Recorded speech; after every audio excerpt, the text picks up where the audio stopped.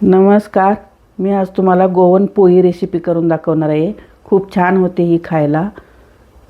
त्यासाठी मी अर्धा कप कोमट पाणी घेतलेलं आहे. त्यामध्ये मी 1 टीस्पून साखर घातली आणि इस्ट घालून घेते मी त्यामध्ये 1.5 टीस्पून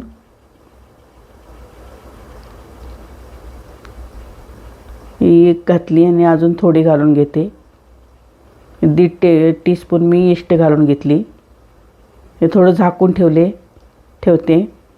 ही इन्स्टंट ईस्ट आहे, तरी पण मी थोडी भिजत घातली. ती डायरेक्ट घातली तरी पण चालतं. तर आता मी 1.5 कप गव्हाचं पीठ घेतलेलं आहे. अगदी घरी आपल्या ह्याला चपातीला दळलेलं असतं तेच पीठ घेतलेलं आहे मी. 1.5 कप 200 ग्रॅम पीठ आहे. त्यामध्ये मी चवीप्रमाणे थोडं मीठ घालून घेते. 1 टीस्पून होईल एवढं. मिक्स करून घेते आता मी ते. भाजीबरोबर खायला खूप छान लागतं हे. त्यामध्ये मी हे मिश्रण ओतून घेतलं. चांगलं मिक्स करून घ्यायचं आणि जसं लागेल तसं पाणी घालून मग ते चपातीच्या पिठापेक्षा थोडंसं सैल मळायचं किंचितचं.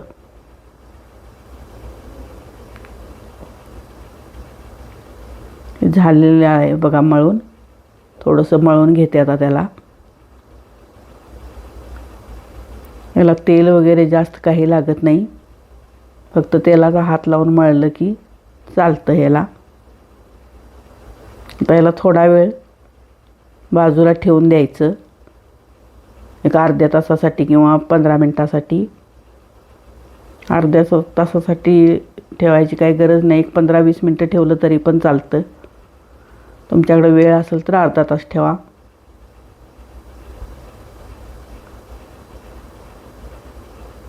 आता मी झाकून ठेवते. झालेलं आहे मळून आता हे. हे बघा हे फुगलेलं आहे थोडं. जास्त पातळ नाही करायचं एकदमच. पुन्हा त्याला थोडं मळून घेते मी.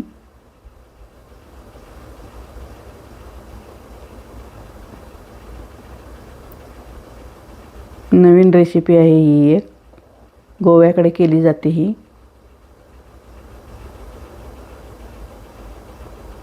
खायला पण खूप भारी लागते ही.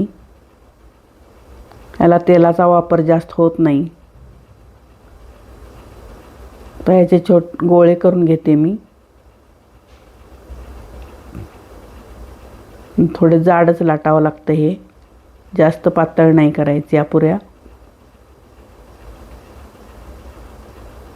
असे गोळे बनवून घेतले मी त्याचे.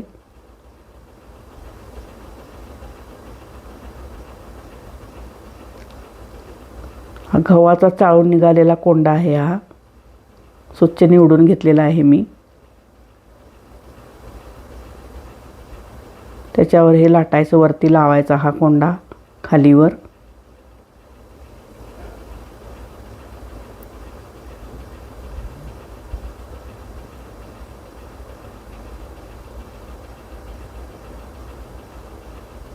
छान लागतो हा कोंडा लावलेला वरती.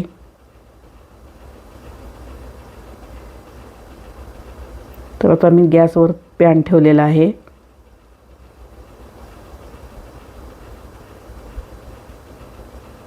त्यामध्ये मी भाजून घेते. हे ओव्हनला सुद्धा ठेवून असं हे करून घेतलं तर चालतंय.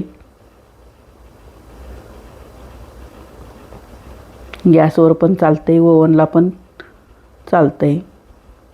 केक बेक केल्यासारखं करायला ठेवायचं आणि फुगलं की ते भाजत आलं की काढायचं.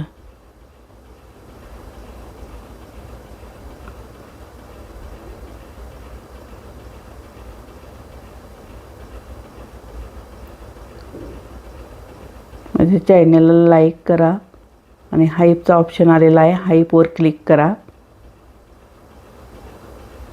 आणि सबस्क्राईब करून ठेवा, म्हणजे माझ्या सगळ्या नवीन नवीन रेसिपी तुम्हाला दिसतील. कमेंट पण करून सांगा कशी झाली रेसिपी. हे चांगले फुगतात.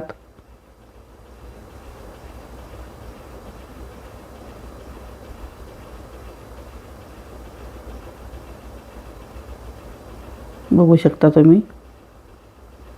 अशा प्रकारे दोन्ही बाजूने असं भाजून घ्यायचं. झालेला आहे आता भाजून.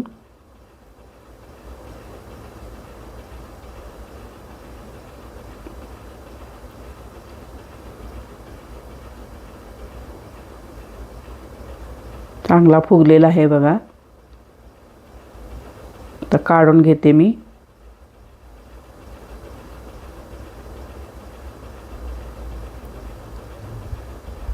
दुसरा घालून घेतला मी त्यामध्ये.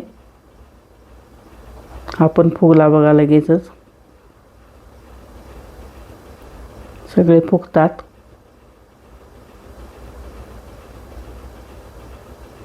थोडासा तांबूस कलर येईपर्यंत भाजून घ्यायचं. अशा प्रकारे मी सगळे भाजून घेणार आहे आता.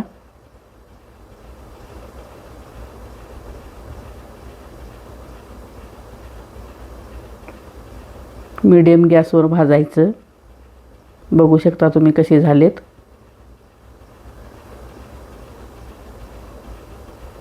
गरम गरम भाजी घालून खायला खूप छान लागतात. बघू शकता आतून कसे झालेत. यामध्ये मी छोलेची भाजी केलेली आहे, ती घालून घेते यामध्ये.